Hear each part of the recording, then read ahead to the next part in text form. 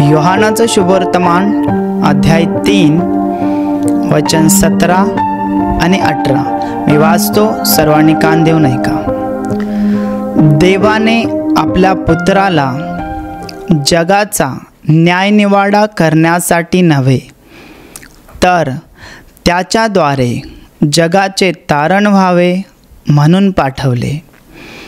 जो त्याच्यावर विश्वास ठेवतो त्याच्यावर न्यायनिवाड्याचा प्रसंग येत नाही.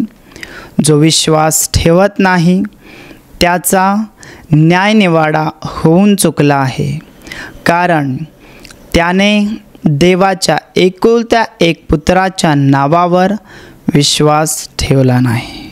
Hallelujah, hallelujah, hallelujah. माझ्या प्रिय भावांनो आणि बहिणींनो, देवाने आपल्या एकुलत्या एक पुत्राला म्हणजे प्रभू येशू ख्रिस्ताला या जगामध्ये पाठवलेला आहे, अखिल मानवजातीच्या पापांची क्षमा करण्यासाठी. तो देवाचा एकुलता एक पुत्र म्हणजे प्रभू येशू ख्रिस्त, जो स्वर्गात होता.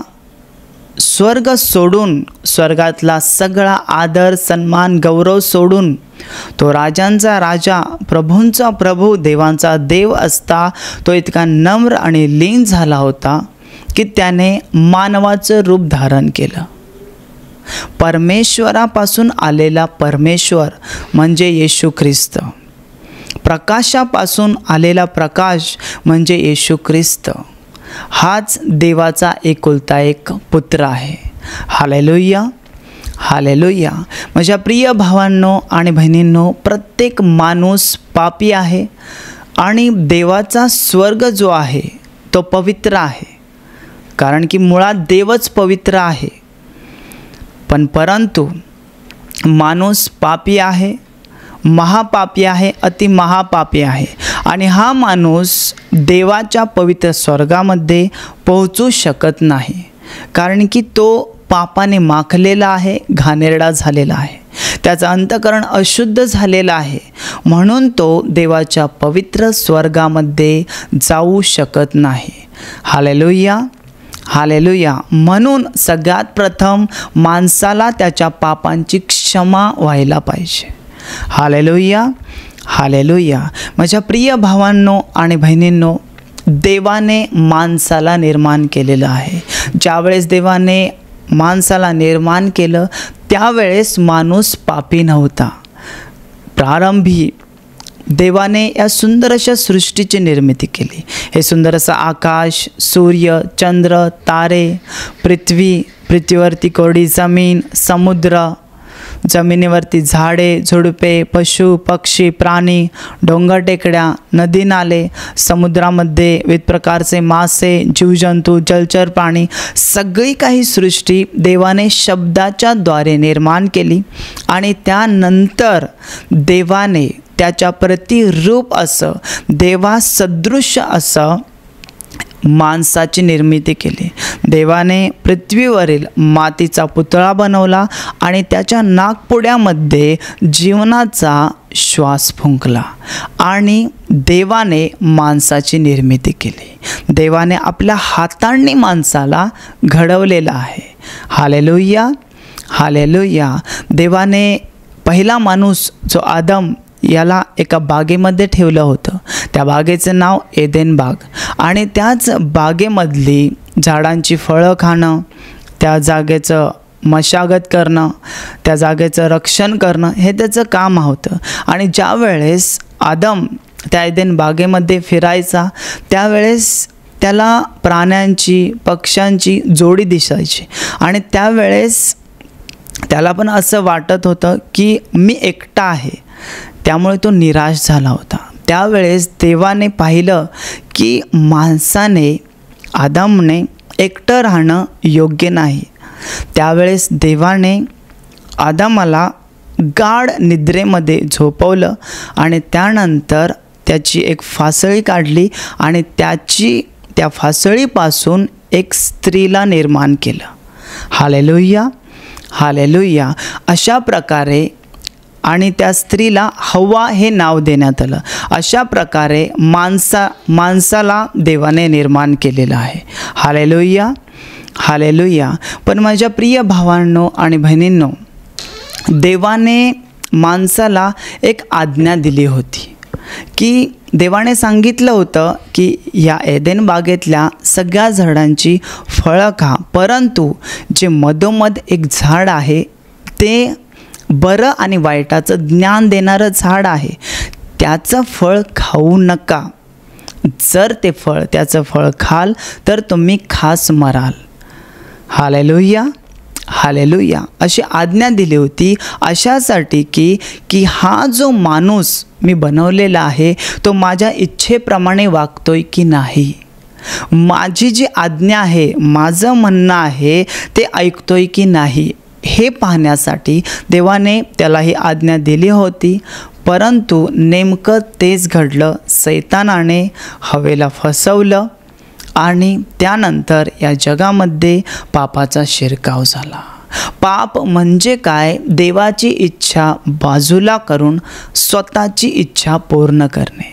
Hallelujah, hallelujah. आणि या पापाला परंपरा निर्माण झाली. जशी जशी संतती माणसाची वाढत गेली तसं या जगामध्ये पापसुद्धा वाढत गेलं. आणि त्यावेळेस पापाची परिसीमा झाली. त्यावेळेस देवाने पाहिलं स्वर्गातून की पृथ्वीवरती हा जो मी मनुष्य निर्माण केलेला आहे तो किती वाईट प्रकारचं जीवन जगत आहे. त्यावेळेस देवाला माणसाला निर्माण केलेल्याचा अनुताप झाला आणि त्याने ठरवलं की आता या संपूर्ण पृथ्वीलाच मी नष्ट करणार. आणि त्यावेळेससुद्धा एक माणूस होता जो देवाबरोबर चालायचा. तो सात्विक होता, देवभीरू होता, देवाचं भय बाळगणारा होता.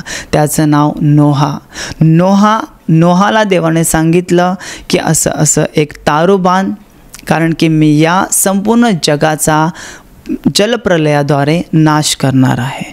त्यावेळेस देवाने सांगितलं तसं नोहाने तारू बांधलं आणि त्याचं आणि त्याच्या 3 मुलांचं, 3 सुनांचं, नोहाच्या बायकोचं देवाने त्यांना वाचवलं. त्यावेळेस तारू बांधून झाल्यानंतर 40 दिवस 40 रात्र सतत पाऊस पडला आणि जलप्रलयाद्वारे संपूर्ण मानवजात देवाने नष्ट केली. Hallelujah, hallelujah. आणि त्यानंतर नोहापासून जी संतती निर्माण झाली त्यांनी सुद्धा पाप केलं. पापाची परंपराची निर्माण झाली, कारण की माणसाच्या देहामध्येच, देह स्वभावामध्येच पाप आहे. त्यामुळे तो पापच करत आहे. बरं काय आहे, वाईट काय आहे ते माणसाला कळतच नाही, कारण की तो दुष्ट सैतान त्याने प्रत्येक माणसाचं अंधकरणाचे डोळे, हृदयाचे डोळे आंधळे केलेले आहेत. त्यामुळे जिवंत देव कोण आहे, पाप काय, बरं काय, वाईट काय, साध्य काय, असाध्य काय, ते सुद्धा माणसाला आज कळायचं बंद झालेलं आहे. अजिबात कळतच नाही. हालेलुया. प्रत्येक माणूस पापी आहे. त्याचा पापात जन्म होतो, तो पापातच वाढतो आणि पापातच तो आज मरत आहे. Hallelujah, hallelujah. माझ्या प्रिय भावांनो आणि बहिणींनो, आज आपल्या जीवनामध्ये आजार आहेत, दुःख आहेत, संकट आहेत. ते काय आहेत? ते आपण जे पाप करतो त्याचे परिणाम आहेत. आपण त्या आज जे लोक पाप करत आहेत ते पापी लोक म्हणजे त्या दुष्ट सैतानाचे गुलाम झालेले आहेत. आणि सैतानाचा गुलाम झाल्यामुळे आज जगातला प्रत्येक माणूस आजारात आहे, दुःखात आहे, संकटात आहे. तो ओझ्याने दबलेलं जीवन जगत आहे. तो कठोर कष्ट करत जीवन जगत आहे. Hallelujah, hallelujah.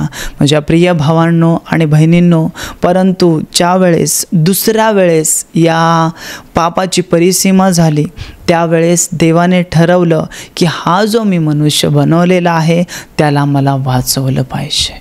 म्हणूनच 2000 वर्षापूर्वी देवाने आपल्या एकुलत्या एक पुत्राला जगात पाठवलेला आहे. आणि जो कोणी या एकुलत्या एक पुत्रावरती विश्वास ठेवतो त्याचा नाश होत नाही, तर त्याला पापांची क्षमा होते आणि त्याला सार्वकालिक जीवन मिळतं.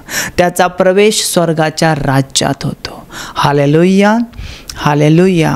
आणि माझ्या प्रिय भावांनो आणि बहिणींनो, जे लोक या देह रूपात आलेल्या प्रभू येशू ख्रिस्तावरती विश्वास ठेवत नाहीत, त्यांचं तारण होत नाही, त्यांचा नाश होणार आहे आणि अनंत काल त्यांना नरकाच्या अग्नीमध्ये टाकलं जाणार आहे.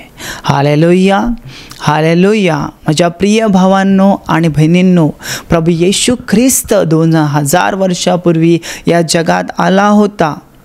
तो आपल्या पापांसाठी, अखिल मानवजातीच्या पापांसाठी त्याने क्रूसावरती बलिदान केलं.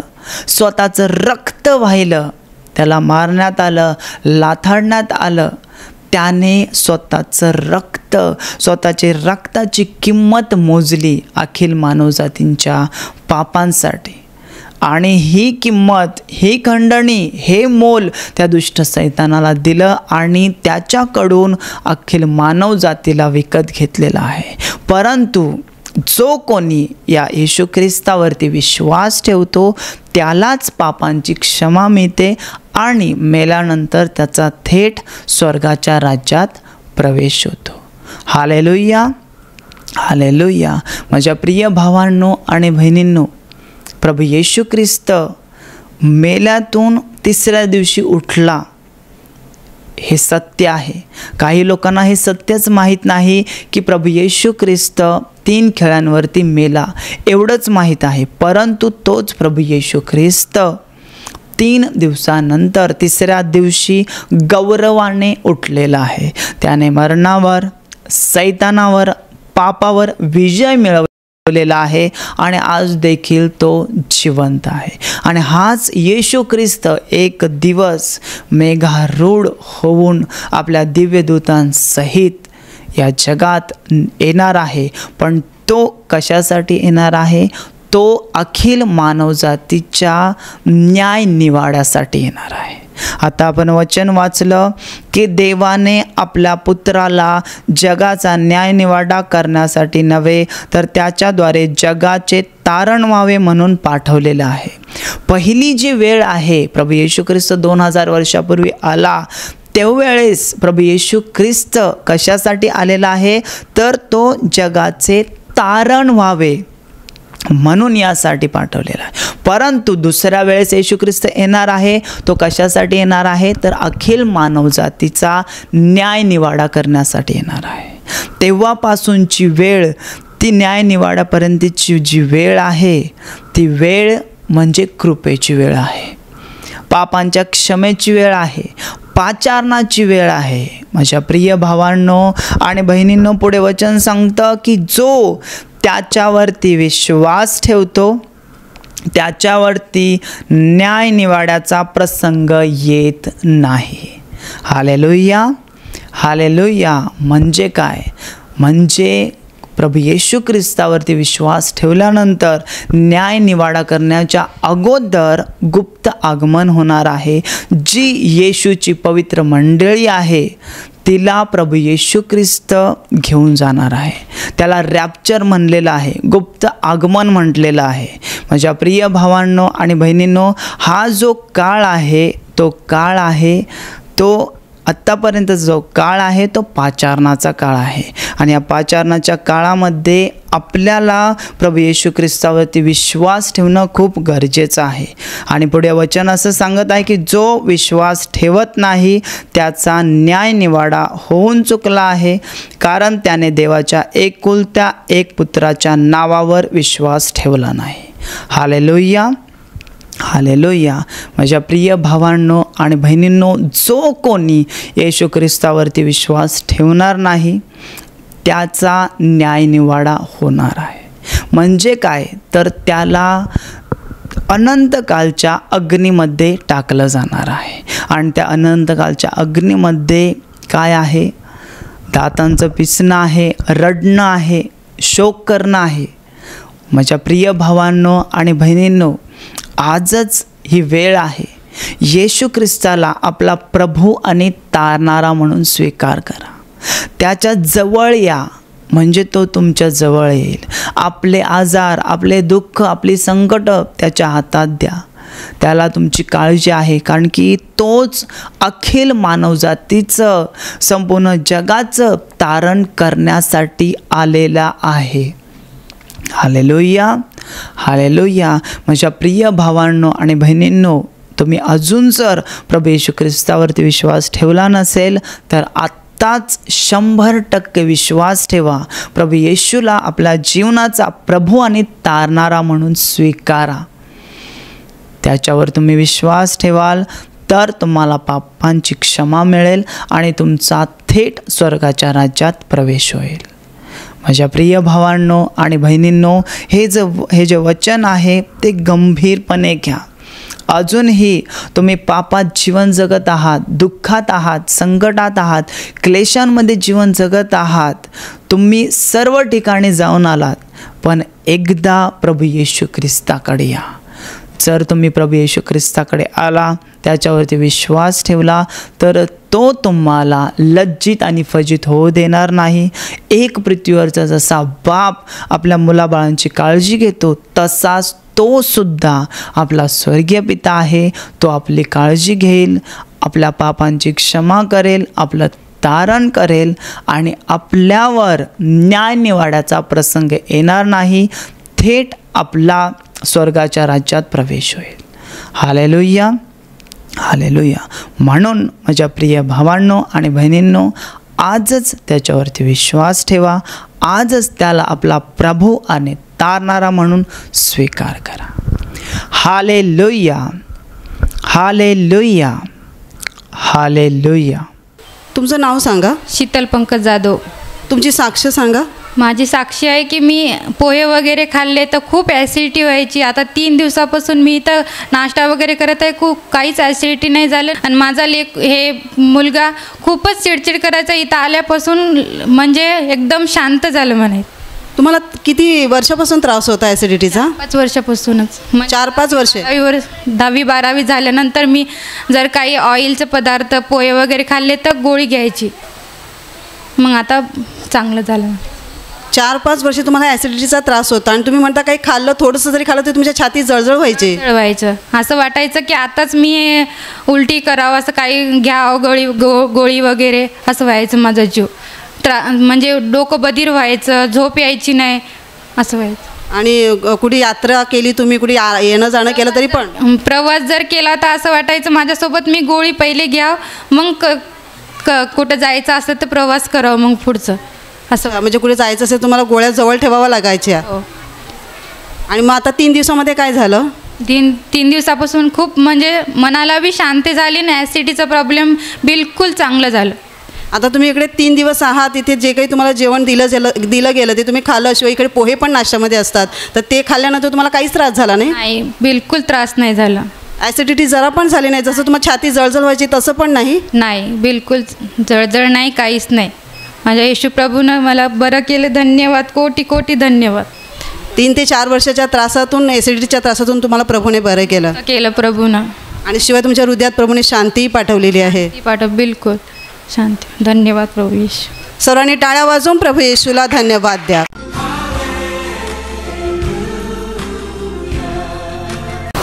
भाऊ, तुमचं नाव सांगा. सुनील गोविंदा धनवटे. कुठून आले तुम्ही? ठाण्याहून. काय साक्ष आहे? माझं साक्ष आहे, 2 दिवस झालं असं वाटत आहे की अंगावर काय वजन आहे माझ्या अंगावर. असं टायमिंग वाटत नव्हतं मला. पण आज सकाळपासून असं परत वचन ऐकतो झोप येत जाय, असं उभं राहून तिकडे उभं राहत जाऊ. पण आज सकाळी बदाचं वचन लावलं तर असं जरा सकाळी नंतर मग वचन खोल शिष्टाचे वचन सांगायचं आहे. मग एकदम असं अंगावून असं वजन काहीतरी आहे माझ्या अंगावून निघून गेलं, एकदम फ्री झालं, एकदम हलकं झालं, एकदम वाटलं की माझ्या अंगावून काहीतरी गेलं निघून. असं किती काळ हा त्रास होता तुम्ही बोलले? हे अंग कंबर दुखत आहे, अंग हे सगळं बदन सगळं मांग सगळं दुखत आहे, असं अंगावर काहीतरी वजन असं आळस असं उठू वाटत नाही, सकाळी उठत नव्हतो, काहीच नव्हतं. किती दिवसापासून होतं? 2 वर्ष झाले असं होऊन मला. 2 वर्षापासून तुमचं म्हणजे पूर्ण शरीर भारी झालेलं होतं? अरे एकदम काम करू वाटत नाही, कुठे सकाळी उठत काहीच असं म्हणजे झोपून राहावं असं वाटत आहे. आणि जेवण मी करत नव्हतो, दिवसातून एकदाच जेवण करत जाऊ. म्हणजे भूक पण लागत नव्हती, काम करायला पण होत नव्हतं, फक्त झोपायला वाटत होतं. मग तुम्ही निवासी शिबिरात भाग घेतला, त्याच्यानंतर काय झालं? 2 दिवस आळस, असं 2 दिवस तर काल सोमवार मंगळवारपर्यंत आळस होता, पण आज सकाळपासून एकदम फ्री झालो वचन ऐकलं तर. तुम्ही वचन ऐकलं आणि आत्ताच्या प्रार्थनेमध्ये इथून सांगितलं की नाचून गाऊन देवाचे आभार माना, तेव्हा काय झालं? 2 दिवस नाचलं, 2 दिवस असं म्हणत नाचू. पण आज सकाळी आता परत झालं असं वाटलं की मला नाचू, मी नाचलो. आता एकदम अंग फ्री वाटलं मला एकदम. आता एकदम जो जड झालं होतं अंग पूर्णपणे फ्री झालेलं, मोकळं झालेलं झालं, एकदम फ्री.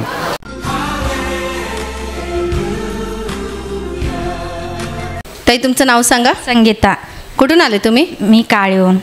यवतमाळ म्हणून. यवतमाळहून.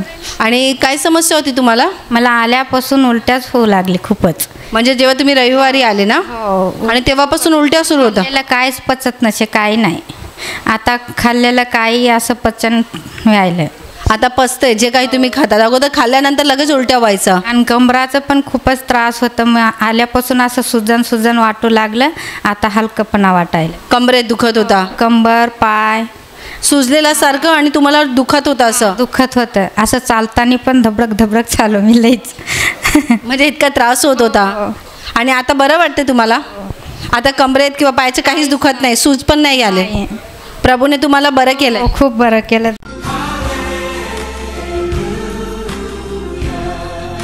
तुमचं नाव सांगा. दया दिलीप चवरे.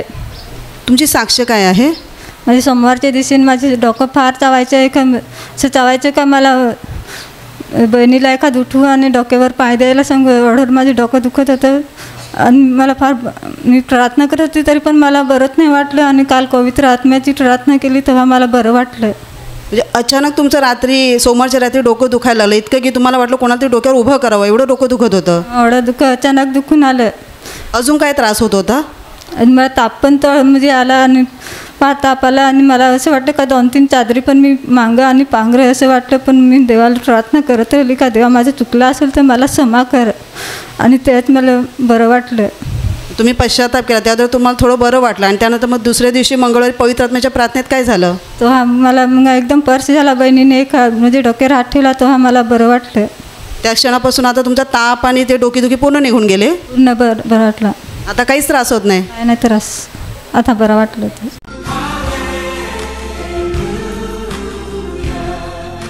माझ्या प्रिय भावांनो आणि बहिणींनो, मी आता तुमच्यासाठी प्रार्थना करणार आहे. जर तुम्ही आजार आहात, दुःखात आहात, संकटात आहात, जर तुमच्या शरीरामध्ये काही आजार असेल तर त्या आजारी भागावर हात ठेवा. आणि शक्य नसेल आजारी भागावर हात ठेवणं तर छातीवर हात ठेवा. पूर्ण विश्वास बाळगा की या क्षणाला मला प्रभू येशू ख्रिस्त स्पर्श करेल आणि तुमच्या जीवनातले सगळे आजार, दुःख, संकट निघून जातील. तुमच्या शरीरातील सगळे आजार, त्रास, वेदना, रोग, व्याधी या क्षणाला येशूच्या पवित्र नावाने नष्ट होते. पूर्णपणे बरे व्हा. तुमच्या जीवनातील प्रत्येक अंधकाराचं काम या क्षणाला येशूच्या पवित्र नावात नष्ट होते.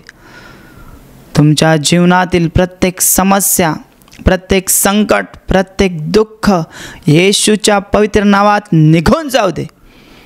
तुमच्या जीवनातील प्रत्येक सैतानी बंधन प्रभू येशूच्या सामर्थ्याने तुटून जाऊ दे. ज्यांच्यामध्ये अशुद्ध आत्म्या आहेत त्या अशुद्ध आत्म्यांना मी आज्ञा देतो, येशूच्या पवित्र नावाने यांच्यातून निघून जा आणि यांच्यात परत कधीच प्रवेश करू नका. तुमच्या जीवनावर, तुमच्या कुटुंबावर आणि तुमच्यावर प्रभू येशूचे महान आशीर्वाद देव. आमीन.